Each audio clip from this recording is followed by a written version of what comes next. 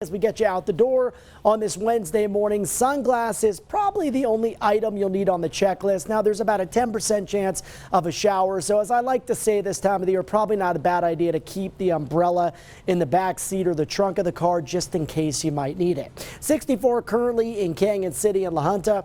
Our friends in Pueblo starting out at 57 degrees. 58 in Monument, 64 up north in Denver. Not a whole lot of action for now on the satellite and radar. If you've looked outside, it's been a gorgeous sunrise so far with mostly clear skies in southern Colorado, and I expect that sunshine to stick around through the lunch hour, at least east of the interstate. But by around lunchtime, getting some clouds that build up into the high country, and with enough high-based moisture still left in the atmosphere after a couple of busy days here, we're going to see some of those showers and storms blossom west of the interstate, and then as they start to move east, look how quickly they fizzle out. The reason why: there's a lot of dry air that will combat that moisture at the surface. So can't rule out maybe a rogue shower for the Pikes Peak region, but with these high base storms, we typically generate more wind than anything else.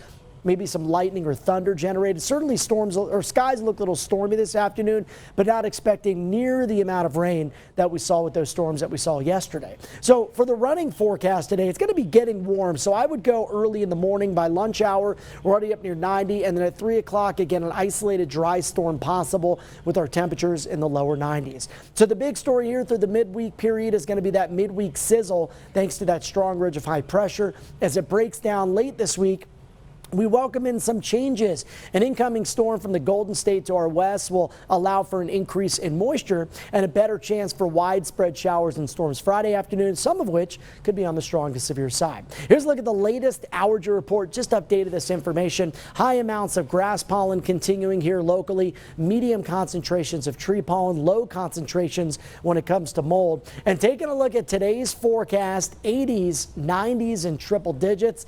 About the only place you can go to escape the heat would be up into the mountain areas. And looking at that super 7-day forecast, we'll be at 95 on Thursday, and then we cool about 10 degrees on Friday with a few days in the 80s before we're back to the 90s as we head towards Father's Day. In Pueblo, 102 the expected high tomorrow. That would tie the existing record set only 2 years ago in 2022. Strong to severe storms possible Friday afternoon with an isolated storm to follow on Saturday. For Canyon City, our best chance of rain comes in on Friday, but could see a lingering storm Saturday afternoon as well before a hot and sunny Father's Day with a high of 96. Woodland Park, I've got 80s in your forecast through Thursday, briefly cooling to the 70s before seeing some 80s for Dad out there on Father's Day Sunday.